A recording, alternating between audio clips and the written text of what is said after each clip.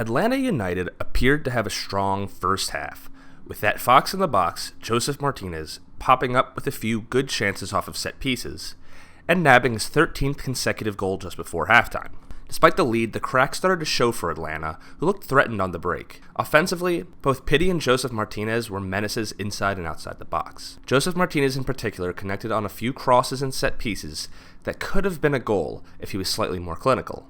The goal, however, for the Five Stripes was to stretch the field and play the two Martinezes into zone 14 and in the 18-yard box. If it broke down, the next step was winning the ball back quickly and keeping the play in the final third. Atlanta was able to get at the Union defense either through Darlington Nagbe driving past the midfield or a direct line-splitting pass into the forward's feet. Watch how Josef drops off to receive this pass from Julian Gressel, only to dummy and peel off as it goes to Pity, who really needs a better pass here, and then Josef would be in on goal. Instead, he has to cut it back for Pity, who I think is certainly fouled on top of the box. The interplay between Pity and Josef was really strong in the first 45 and culminated in the goal in first half stoppage time. Atlanta had just beaten the Union's press and now seizes the chance at playing between the lines. Darlington Nagbe, as he did so many times in this match, this season, and his career, easily drifts past the Union midfield and draws out a defender. Atlanta is streaming men forward now, with 6 getting into the attack. Unfortunately for Nagbe, there isn't a depth to it currently, and they all are basically in a line, as he's forced to play a square ball. Medunjanin is able to recover and pressure Martinez into cutting the ball backwards, but now Atlanta has a better attacking shape, and are making a nice diamond here in the midfield. Josef plays it out to Pity, and Medunjanin now has to slide out to the ball carrier, which allows Josef to run unmarked to Jack Elliott, who's focused on Darlington Nagbe.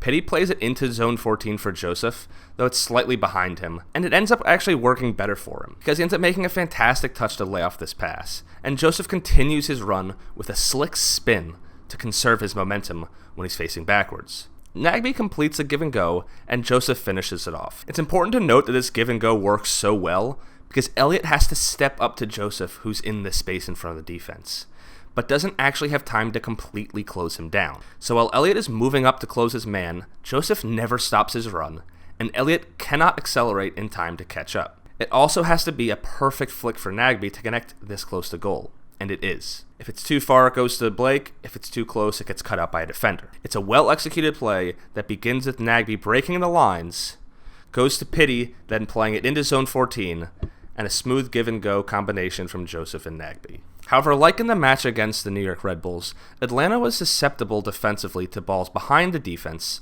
as well as pressure high up the field. Philadelphia had a goal rightly disallowed in the first half. Atlanta players are still working hard at this point, and closing down the Union players in zone 14 quickly. Philadelphia did some quick pressing of their own, however, and was able to keep the ball in this dangerous area.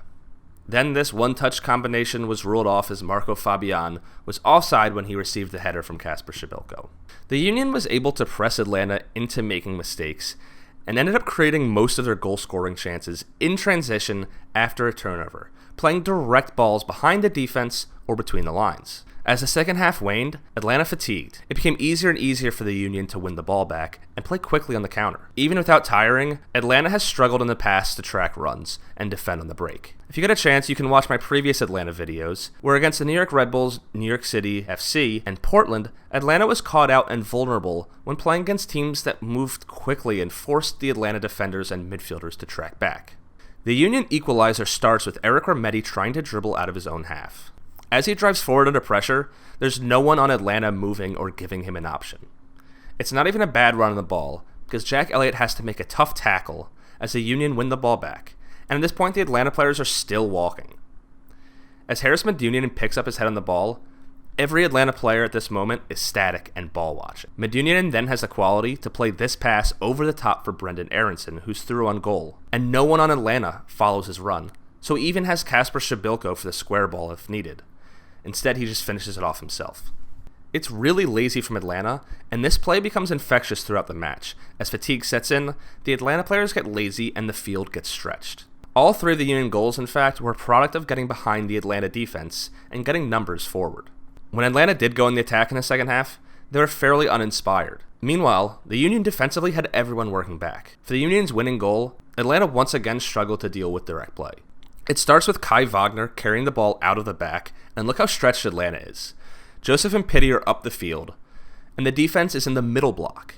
There's a fairly sizable gap between the forwards and the defenders, and then again between the midfielders and the defenders. Wagner has time as Franco Escobar closes him down to pick up his head, and he plays it down the channel for Sergio Santos. Look how much room there is as the Brazilian runs off of Jeff Larenowicz's back shoulder. This is the problem right here with Atlanta's defensive structure. Joseph and Pitti are high up the field without any real defensive obligation, while Escobar, Nagbe, and Emerson Hindman are stepped up in the midfield, which leaves a massive gap here as the defense is too far away from the rest of the team. But at the same time, they're not playing a low block and keeping the Union in front of them. They often get isolated with these 4 players, the 3 center backs and 1 defensive midfielder, who have to do all the chasing back on their own. Down towards the end line it goes, and Santos is quick enough to get there and still have time to pick up his head for a cross. It's only Miles Robinson, who's now in the box, who has to worry about the ball coming in, and he's marking zonal.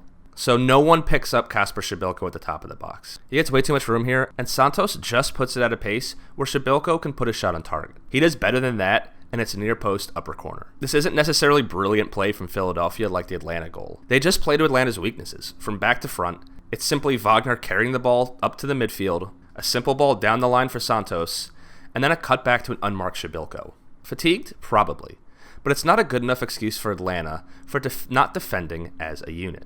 Now let's end it up with Santos' goal. Philadelphia played the ball behind the Atlanta midfield, and again, the Atlanta defense breaks down. Merrim doesn't mark Ilsinho in the right at all, and Shabilko has a relatively easy first-time pass for the winger into space. Only those 4 Atlanta players work back, and at this point when Ilsinho slows up for the overlap, Atlanta are actually in a decent position with them. Leandro Gonzalez-Pirez is communicating to Miles Robinson to mark the runner while he deals with Ilsinho, the ball carrier. Jeff Larenowitz and Franco Escobar can then deal with marking the 2 men in the box. But for some reason, Larenowitz decides he wants to play hero and tries to get over to the ball instead, and leaves Escobar all alone. And there are just 3 Atlanta defenders now on the right side of the box, and at this point, when the ball is played and Shabilko has a chance to make his run and cross, they are all spectators. Shabilko rolls it across, and it's a simple tap-in. Escobar could have done better to have squared up and opened to the field instead of continuing to run towards his own net when the cross comes in, because he can't turn around and make a play, and instead he takes himself out of it. All 3 Union goals were the result of getting behind the Atlanta defense and playing quick in transition. I think Atlanta needs to figure out how to defend more as a unit, and when the ball bypasses a line, the rest of the squad needs to track back and readjust their shape, which they end up doing well against Portland. When they play in a high block and keep the ball in the attacking third, they're a dangerous team and do a good job of spreading the field. However, I'm worried about the intensity of the press in those situations once it gets beat. The Red Bulls earned a 3-3 draw at Mercedes-Benz, and now the Union with this 3-1 victory, and I think there's a solid blueprint on how to make Atlanta uncomfortable and expose their weaknesses. Thanks for watching. Have a great day.